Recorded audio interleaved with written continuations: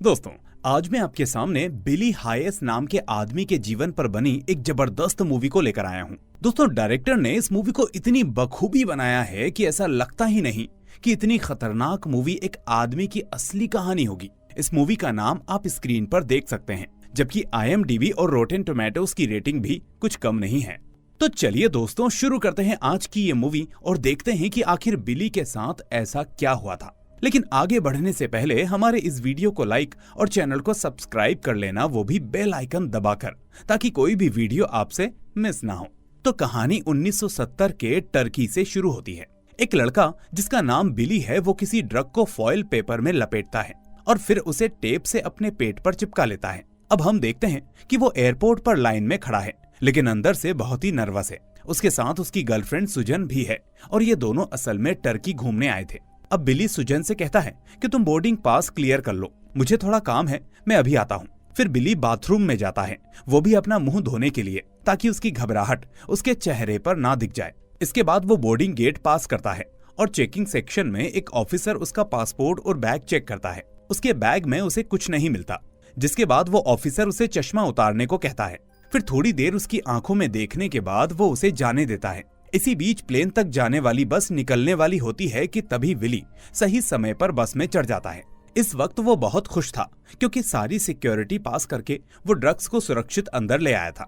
इधर बस के अंदर सुजन अखबार पढ़ रही होती है, जिसमें लिखा था कि कुछ दिन पहले टर्की में एक प्लेन हाईजैक हुआ था।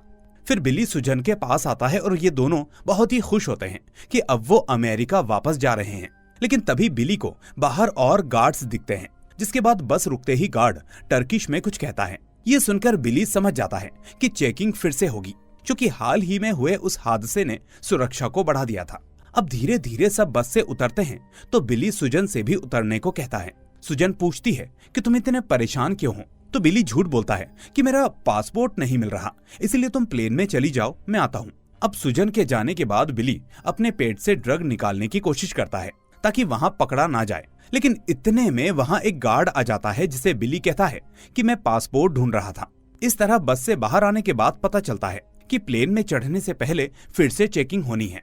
अब बिली बैग में सामान रखने की एक्टिंग करता है और आगे चुपचाप बढ़ता जाता है। लेकिन इसी बीच एक ऑफिसर उसे पकड़ लेता है, क्योंकि उसकी चेकिंग नहीं हुई थी। अब गार्ड उसकी चेकिंग करता है और उसके पेट पर हाथ लगाते ही गार्ड को पता चल जाता है कि उसकी कुछ तो छुपा हुआ है।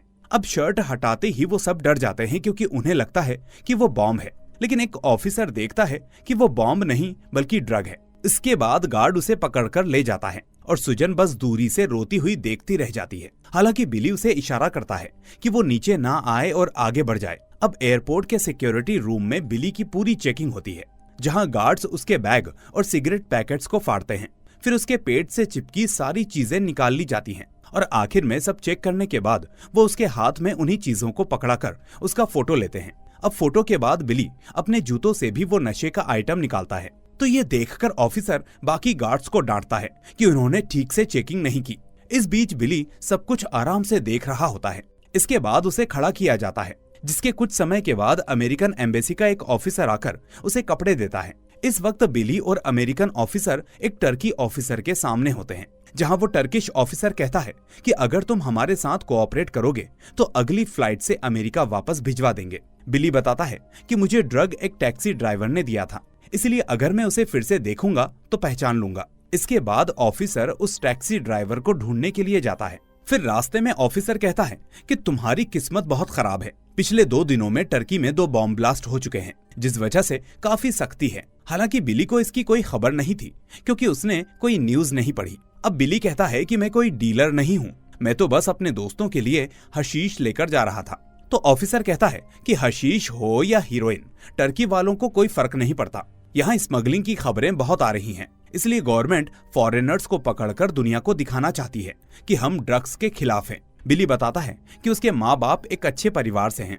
वो ऑफिसर को समझाने की कोशिश करता है कि वो सच में कोई डीलर नहीं है, लेकिन ऑफिसर को उसकी बातों पर भरोसा नहीं होता।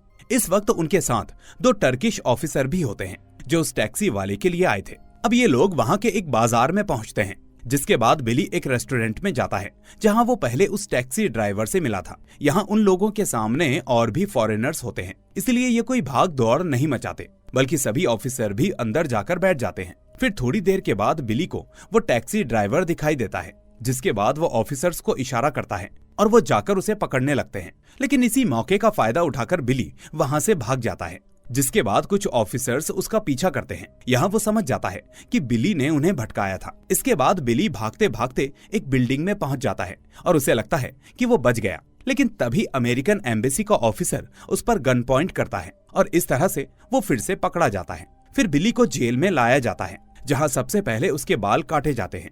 अब वो अपने माँ बाप को एक लेटर लिखता है जिसमें वो उनसे माफी मांगता है।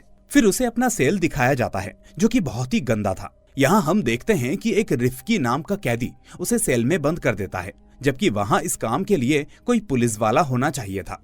अब बिली रिफ्की से ब्लैंकेट मांगता है, क्योंकि आज बहुत ही ठंड थी, लेकिन रिफ्की उसको ब्लैंकेट नहीं देता। अब बिली अपने बेड पर बैठता है कि तभी बगल वाला कैदी उसे आवाज देता है। असल में बिली का सेल खुला हुआ होता है, जिसके बगल में कई ब्लैंकेट्स रखे होते हैं। इसलिए वो कैदी कहता है, मेरे लिए भी ब्लैंकेट ले आओ। तो बिली 2 ब्लैंकेट्स उठाकर उनमें से एक उसे दे देता है और एक खुद अपने पास रख लेता है। लेकिन रात में रिफ्की आकर उसका ब्लैंकेट छीन लेता है और ब्लैंकेट न देने पर रिफ्की उसे मारने लगता है।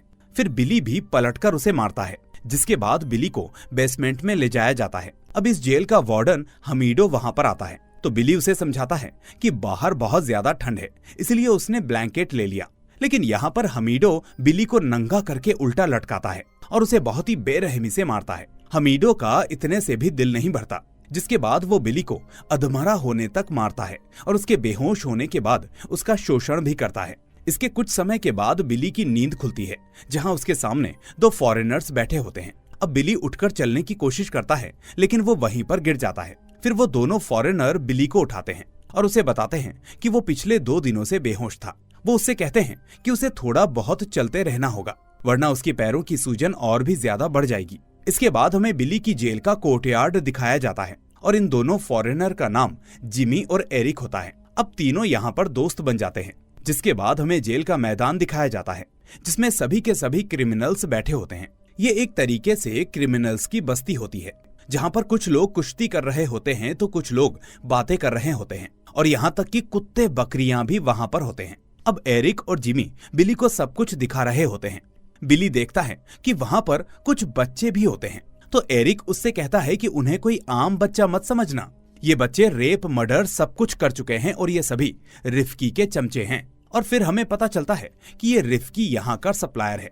उसकी सजा तो काफी पहले ही खत्म हो चुकी है, लेकिन अब जेल में वो हर चीज बेचा करता है, यहाँ तक कि ड्रग्स भी। साथ ही वो जेल के गार्ड्स का खबरी भी है, इसलिए उसे बस रिफ्की से बचकर रहना होगा। अब बिली उन्हें अपने बारे में बताता है कि वो हशीश के साथ एयरपोर्ट पर पकड़ा गया। अब ये सुनते ही जिमी उसे बताता है कि वो बहुत ही बुरी तरीके से फंस चुका है, क्योंकि ये अमेरिका नहीं है। लेकिन एरिक का सोचना काफी अलग था। वो कहता है कि इस जगह पर कोई भी बेकसूर नहीं है, और वैसे भी टर्की में कुछ भी हो सकता है, और अगर यहाँ पर उन लोगों ने तुम्हारे ऊपर स्मगलिंग का आरोप लगाया तो तुम बहुत ही बुरी तरीके से फंस जाओगे। लेकिन अगर तुम्हारे ऊपर पोजीशन का आरोप लगे तो तुम बच सकते हो और तुम बेल लेकर नकली पासपोर्ट बनाकर यहाँ से निकल सकते हो। लेकिन जिमी को ये सब बातें बकवास लगती हैं और उसे तो कानून से सख्त नफरत होती है। एरिक बताता है कि जिमी को मस्जिद से 2 मोमबत्तियां चुराने के चक्कर में पकड़ लिया गया था, क्योंकि टर्की में ये भी एक जुर्म है।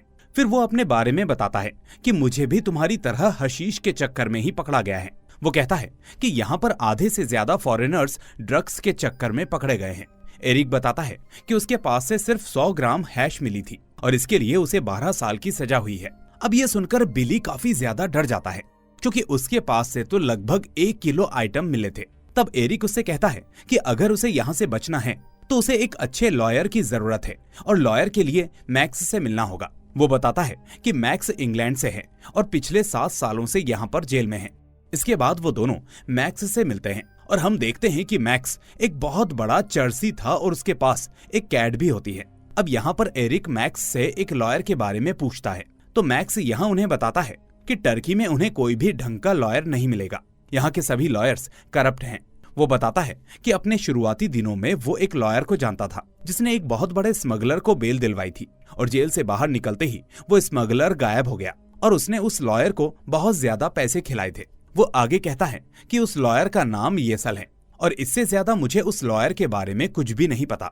मैक्स यहाँ पर बिली को सलाह देता है कि उसे किसी भी तरीके से इस जेल से जल्द निकलना होगा, या तो बेल करवाकर या फिर मिडनाइट एक्सप्रेस को पकड़कर। अब उसे मिडनाइट एक्सप्रेस का तो समझ में नहीं आता, तो मैक्स उसे बताता है कि मिडनाइट एक्सप्रेस का मतलब है कि उसे जेल से भागना होगा। इसके बाद एक दिन बिली के डैड उससे मिलने आते हैं और उन्हें देखकर बिली उनके गले लग जाता है। वो काफी ज्यादा रोने लगता है और उनसे सॉरी बोलता है। इसके बाद उसके डैड उसे बताते हैं कि उसके बारे में जानकर उसकी मॉम की तबीयत ठीक नहीं है और लेटर मिलने से पहले ही सुजन ने उन्हें सब कुछ बता दिया था। वो कहता है कि सुजन भी यहाँ पर कुछ दिनों में आ जाएगी, लेकिन बिली अपने डैड से कहता है कि वो सुजन को यहाँ पर आने ना दे। यहाँ बिली के डैड उसके लिए एक सूट लेकर आए होते हैं, क्योंकि जल्द ही उसका कोर्ट में ट्रायल होने वाला था। अब हम देखते हैं कि उसके पिता के साथ एक स्टर्नली नाम का ऑफिसर और येसल नाम का लॉयर आता है, वही जिसके बारे में मैक्स ने बताया था। अब बिली से मिलकर येसल उससे कहता है कि उसे फिक्र करने की कोई जरूरत नहीं है, क्योंकि उनका केस एकदम सही जगह पर सही जज के अंडर में है और सब कुछ अरेंज हो जाएगा। बिली ने सुन रखा था कि बेल मिलने के बाद वो बॉर्डर क्रॉस कर सकता है, तो इस बारे में वो येसल से पूछता है कि क्या ये बात सही है। तभी उसके डैड कहते हैं कि उन्होंने इस बारे में भी सब कुछ पता कर लिया है, लेकिन अभी टर्की और यूएस के रिलेशंस ठीक नहीं चल रहे हैं और इसीलिए फिलहाल उन्हें कोर्ट से ही उसे छुड़ाना होगा। अब इसके बाद बिली और उसके डैड थोड़ी और बातें करते हैं। फिर उसके डैड पूछते हैं कि आखिर उसने ये सब क्यों किया, तो बिली कहता है कि शायद पैसे के लिए। असल में बिली के डैड को पता था कि आजकल के बच्चे अल्कोहल, ड्रग्स सब कुछ लेते हैं, लेकिन इसको स्मगल करना एक बेवकूफी है। ये सुनकर बिली काफी ज्यादा शर्मिंदा होता है। अब वो अपने डैड से कहता है कि उसे बस इस जेल से बाहर निकलना है, फिर वो कभी ये सब नहीं करेगा। तो उसके डैड उससे वादा करते हैं कि वो उसे जेल से बाहर निकाल कर रहेंगे, जिसके लिए वो येसल और स्टर्नली के साथ इसी काम में लगे हुए हैं। अब आगे बिली का कोर्ट ट्रायल शुरू होता है, जहाँ पर सरकारी वकील बिली के ऊपर बहुत ही एग्रेसिव होकर एक्यूजेशन लगा रहा होता है। उस वकील को देखकर बिली और उसके डैड दोनों ही घबराए होते हैं। हालांकि उन्हें वहाँ की भाषा भी समझ में नहीं आ रही होती, लेकिन येसल उन्हें शांत रहने का इशारा करता है। फिर जज थोड़ी देर के लिए ब्रेक लेता है। अब ब्रेक के समय येसल बिली से कहता है कि वो सामने वालों की बातों को ज्यादा सीरियसली ना लें। वो कहता है कि उसने जज को बहुत से पैसे खिला दिए हैं और अब वो जज उनके साथ है। अब थोड़ी देर के बाद ब्रेक खत्म होता है और जज आकर अपना फैसला सुनाता है, लेकिन बिली और उसके पिता को उनकी भाषा समझ में नहीं आ रही होती। पर सरकारी वकील के एक्सप्रेशंस से वो लोग समझ जाते हैं कि वो काफी ज्यादा नाराज है। जिसके बाद येसल उनको बताता है कि बिली को 4 साल 2 महीने की सजा हुई है। अब येसल बताता है कि उसके हिसाब से ये उनकी बहुत बड़ी जीत है, क्योंकि सरकारी वकील बिली को स्मगलिंग के केस में उम्र कैद की सजा दिलवाना चाहता था, लेकिन बिली के ऊपर पोजीशन का ही चार्ज लगा है। पर इस वक्त 4 साल सुनकर भी बिली के पिता एकदम नाखुश होते हैं। इसके बाद वो पुलिस ऑफिसर बिली को वापस ले जाता है और फिर बिली जेल में सुजन की फोटो देख रहा होता है। उसके बगल में उसके डैड भी बैठे थे, जो उसे भरोसा दिला रहे होते हैं कि वो और येसल उस केस में और भी काम कर रहे हैं। वो कहते हैं कि जल्द ही दोनों देशों के बीच ये पॉलिटिकल मामला खत्म होगा और वो किसी तरीके से उसे यहाँ से निकाल कर रहेंगे। वो यहाँ पर बिली के लिए काफी सामान भी लाए होते हैं, लेकिन कुछ ही देर में उन्हें भी गुस्सा आ जाता है और वो उसी सामान को उठाकर फेंकने लगते हैं, क्योंकि उन्हें भी पता था कि अब कुछ भी नहीं हो सकता और वो खुद को बहुत ही बेबस महसूस कर रहे थे। अब यहाँ पर हमीडो आता है, क्योंकि अब बिली से मिलने का समय खत्म हो चुका था। अब जाते जाते बिली के पिता उससे कहते हैं कि अब हम हमेशा के लिए साथ हैं, तो बिली भी उन्हें रोते हुए आई लव यू कहता है। जिसके बाद गार्ड्स उसे ले जाते हैं, लेकिन बिली के डैड हमीडो को गुस्से में बहुत ही गालियां देते हैं। आगे हम देखते हैं कि बिली भी मान चुका होता है कि अब यही उसकी किस्मत है। फिर 1 साल बीत चुका होता है और अब बिली भी उस जेल के हालात में घुल मिल चुका था। इसी बीच एक दिन बिली वॉलीबॉल खेल रहा होता है और तभी जिमी की एक आदमी से लड़ाई हो जाती है। असल में टर्की में होमोसेक्सुअलिटी एक क्राइम है, लेकिन फिर भी जेल में कई लोग ऐसा करते हैं। तभी हम देखते हैं कि एक आदमी आकर जिसकी जिमी से लड़ाई हुई थी, वो जिमी के पिछवाड़े पर हमला कर देता है। अब ये सुनने में तो काफी ज्यादा पागलपन लगेगा, लेकिन इस जेल के अंदर अब यही सच्चाई थी। इसी बीच एक दिन 4 बच्चों को मैदान में लेकर आया जाता है। दरअसल किसी एक नए बच्चे का किसी ने शोषण किया था और इसीलिए अब 4 बदमाश बच्चों को सजा होने वाली थी। फिर मैदान में उन बच्चों को लेटाया जाता है और उनके पैरों को एक डेस्क के ऊपर रखा जाता है। इसके बाद अपने 2 बच्चों के साथ हमीडो वहां पर आता है और फिर उन बच्चों को मैदान के बीच में ही मारता है। बाकी सब कैदी उन्हीं को देख रहे होते हैं। अब एक दिन रिफ्की मैक्स को एक साबुन के अंदर ड्रग्स लाकर देता है, लेकिन ये ड्रग वो नहीं होता जिसके लिए मैक्स ने उसे पैसे दिए थे।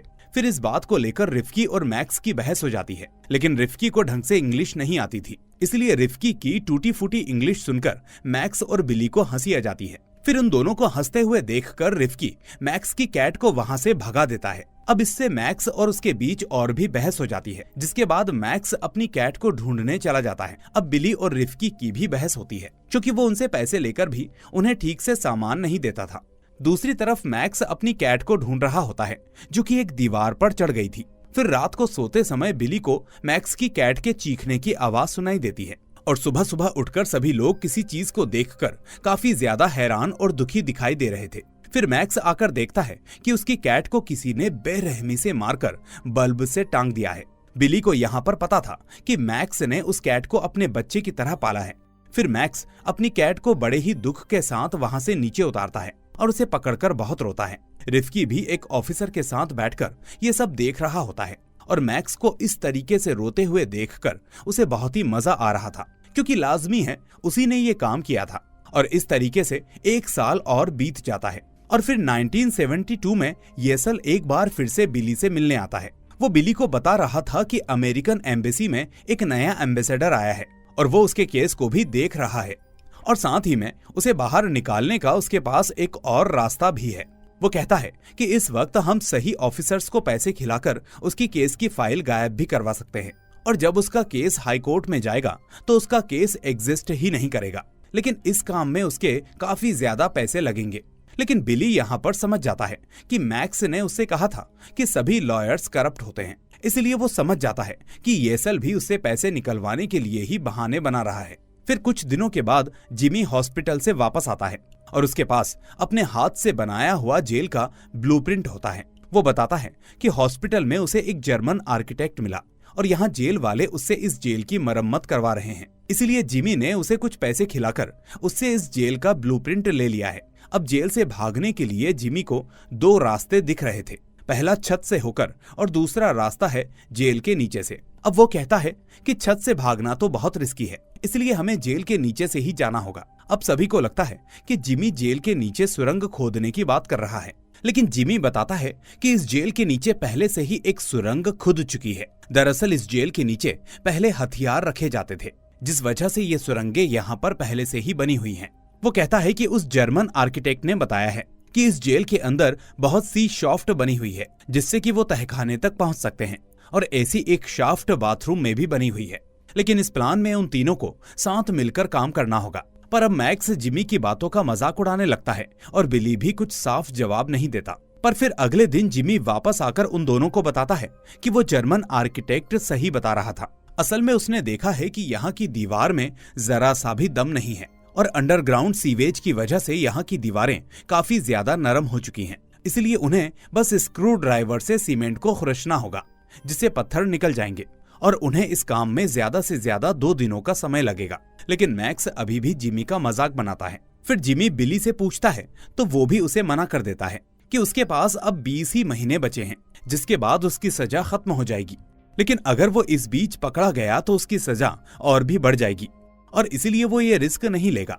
पर दिक्कत ये थी कि सुरंग तक जाना एक आदमी का काम नहीं था, इसलिए अब जिमी आखिर में अकेले ही छत से भागने की कोशिश करता है। पर अगले सीन में हमें जिमी के चीखने की आवाज सुनाई देती है। दरअसल वो भागते हुए पकड़ा गया था, इसलिए हमीडो उसे बुरी तरीके से पीटता है। इसके बाद बिली सूजन को लेटर लिखकर बताता है कि जिमी को इतना मारा गया कि उसे हर्निया हो गया, जिसके बाद ऑपरेशन में उसका एक टेस्टिकल निकाल दिया गया। अब जिमी हॉस्पिटल से वापस आता है और वो बिली को बता रहा होता है कि यहाँ से भागने का एक और रास्ता भी है। वो बताता है कि वो जहाँ पर एडमिट था उस वार्ड के पास सिर्फ एक ही गार्ड रहता है। उस वार्ड के पास सिर्फ एक ही गार्ड रहता है। अब बिली उसकी बातें सुन रहा होता है कि तभी एक गार्ड आकर उसे बताता है कि स्टैनली नाम का आदमी उससे मिलने आया है। ये सुनकर बिली बहुत ही खुश होता है और उसे लगता है कि उसके 53 दिन माफ कर दिए गए हैं। फिर वो भागता हुआ स्टैनली से मिलने जाता है, लेकिन स्टैनली बहुत ही उदास बैठा होता है। अब बिली उससे पूछता है कि क्या हुआ, तो स्टैनली उससे कहता है कि उसके पास उसके लिए एक बुरी खबर है। अब पहले तो बिली को लगता है कि उसके मॉम डैड को कुछ हुआ है, लेकिन फिर स्टैनली उसे बताता है कि वो सरकारी वकील उसके केस को हाई कोर्ट में ले गया है, जहां उसने तुम्हारे खिलाफ पोजीशन के चार्ज को हटाकर तुम्हारे ऊपर स्मगलिंग के चार्जेस लगाए हैं। साथ ही कोर्ट ने उसकी अपील को मान भी लिया है, जिसके बाद उस दिन हाईकोर्ट में 35 जजों के बीच तुम्हें 35 साल की सजा सुना दी गई है। वो दरअसल सबके सामने तुम्हें एक मिसाल बनाना चाहते हैं। अब ये सुनकर बिली के होश उड़ जाते हैं, जिसके बाद वो गुस्से में आकर अपना आपा खो देता है। ये देखकर गार्ड उसे वहां से ले जाते हैं। बिली को कोर्ट में पेश किया जाता है। वहां वो काफी रोता है और आखिर में जज येसल और सभी को गालियां देता है और कहता है कि हाँ, उसने गलती की थी और सजा भी मिल चुकी है। लेकिन जज बताता है कि हाईकोर्ट की वजह से अब वो मजबूर है, इसलिए बिली को 30 साल और जेल में रहना होगा। फिर वापस जेल लौटकर बिली अब मैक्स और जिमी के साथ भागने की प्लानिंग करता है। इसके बाद तीनों बाथरूम की दीवारों में शाफ्ट ढूंढते हैं, लेकिन बाथरूम के बगल में रिफ्की सो रहा होता है, इसलिए अब वो उससे बचकर काम करते हैं और थोड़ी देर बाद बिली को शाफ्ट मिल जाता है।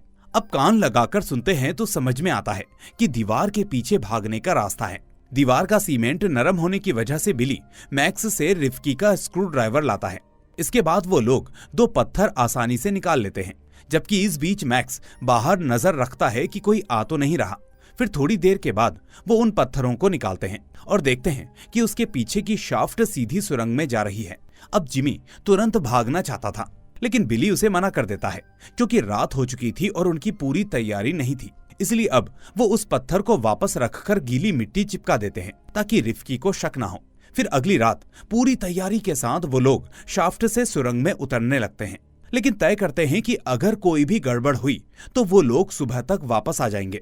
इस वक्त इन तीनों के पास बस, ट्रेन और फ्लाइट तीनों की पूरी डिटेल्स होती है। आगे वहां से नीचे उतरना मुश्किल होता है। मैक्स तो गिरते गिरते बचता है, लेकिन फिर भी वो तीनों टनल में पहुंच जाते हैं। अब थोड़ा आगे खुली जगह मिलती है, पर रास्ता बंद हो जाता है। ऊपर से सुबह होने को थी, तो ये देखकर बिली को बहुत ही गुस्सा आता है और अब इन तीनों को वापस लौटना पड़ता है। ये लोग वापस आकर पत्थरों को गीली मिट्टी से चिपका देते हैं और डिसाइड करते हैं कि वो डेली यहाँ पर आएंगे जब तक कि इन्हें कोई रास्ता ना मिल जाए। लेकिन अगले ही दिन रिफ्की को उन पत्थरों के बीच वो मिल जाता है, जिसके बाद वो फौरन गार्ड्स को बुलाता है। फिर हमीडो भी आकर सभी को देखता है और रिफ्की की चापलूसी करता है। इस वक्त बाथरूम में सभी कैदी खड़े होते हैं, लेकिन इसी बीच हमीडो का शक जिमी पर जाता है क्योंकि पिछली बार भी वही भागने की कोशिश कर रहा था। इसके बाद गार्ड्स उसे पकड़कर ले जाते हैं, जबकि जिमी चिल्लाता है लेकिन कोई उसकी नहीं सुनता। अब मैक्स रिफ्की को गालियां देता है, जबकि रिफ्की उसे हमीडो को बुलाने की धमकी देने लगता है।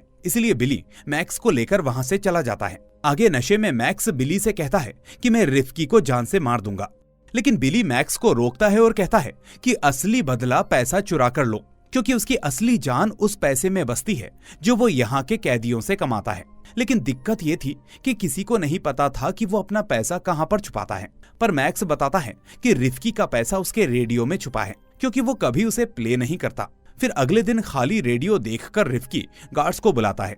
वो लोग चेक करते हैं तो आधे पैसे पानी में घुले मिलते हैं और आधे जले हुए। अब रिफ्की यहाँ पर कुछ कर नहीं सकता था। आज उसके दुख को देखकर सभी कैदी खुश होते हैं। सभी जानते थे कि पैसे ना होने की वजह से अब वो वहां से चला जाएगा और पैसे नहीं होंगे तो बाहर उसके कई दुश्मन बैठे हैं जो उसे कैसे भी करके मार ही देंगे। खैर, आगे बिली बताता है कि जिमी का हार्निया फट गया है और उसे शहर के हॉस्पिटल भेजा गया है, लेकिन उसने मुंह नहीं खोला। इधर हम देखते हैं कि रिफ्की सूट पहनकर बाहर जाने वाला होता है, लेकिन तभी गार्ड्स उसकी चेकिंग करने लगते हैं, जहां उसको रिफ्की के पास से हशीश मिल जाता है। इसके बाद वो डर से झूठ बोलता है कि वो सब मैक्स वहां पर बेचता है। हालांकि सभी को पता था कि ये सब झूठ है, लेकिन फिर भी गार्ड्स मैक्स को ले जाते हैं। अब बिली उन्हें रोकता है क्योंकि वो जानता था कि वो लोग उसे बहुत मारेंगे, जिसमें शायद उसकी जान भी चली जाए। ये देखकर रिफ्की बहुत ही खुश हो रहा था, इसलिए अब गुस्से में बिली रिफ्की पर ही हमला कर देता है। इस बीच एक कैदी गेट बंद कर देता है, जिसके बाद बिली बेरहमी से उसे पीटता है। रिफ्की अब बेसिन के नीचे जाकर छुप जाता है, लेकिन बिली उसे तोड़ देता है। फिर रिफ्की सीढ़ियों से भागता है तो बिली दांतों से उसकी जीभ को काट लेता है। इस तरह अब बिली का मानसिक संतुलन बिगड़ जाता है और फिर गार्ड्स उसे पकड़कर कहीं और ले जाते हैं। फिर पूरे 7 महीने बाद हम देखते हैं कि बिली को सेक्शन 13 में रखा गया था, जहां मानसिक रूप से अस्वस्थ कैदी होते हैं। इतना ही नहीं, मैक्स भी पिटाई से पागल होकर भागता हुआ यहाँ आता है, जहां हमीडो गार्ड्स के साथ उसे पकड़ता है और उसके हाथ बांध देता है। इस वक्त बिली भी वहां बैठा होता है, लेकिन वो ये सब अनदेखा कर देता है, जैसे अब उसे इन चीजों से कोई लेना देना ना हो। अब अगले दिन सभी को मार मार कर उठाया जाता है और यहाँ पर बिली को देखकर लगता है कि वो सच में पागल हो चुका है। फिर एक दिन बिली को बाहर लाया जाता है क्योंकि उससे मिलने सुजन आई होती है। अब बिली की ऐसी हालत को देखकर सुजन रोने लगती है। साथ ही बिली ने भी उसे पहचान लिया था। फिर सुजन उसे बताती है कि उसकी फैमिली ठीक है, लेकिन बिली तो उसे यहाँ देखकर रोते ही जा रहा था, जैसे कि वो हिम्मत ही हार चुका हो। लेकिन फिर सुजन को देखकर बिली को होश आ जाता है, क्योंकि वो अभी भी सुजन से बहुत प्यार करता था। सुजन यहाँ बिली के लिए एक एल्बम लेकर आई होती है, जिसमें उसकी सारी फैमिली की फोटोज होती है। फिर वो इशारों इशारों में बताती है कि उस बुक के कवर में कुछ है।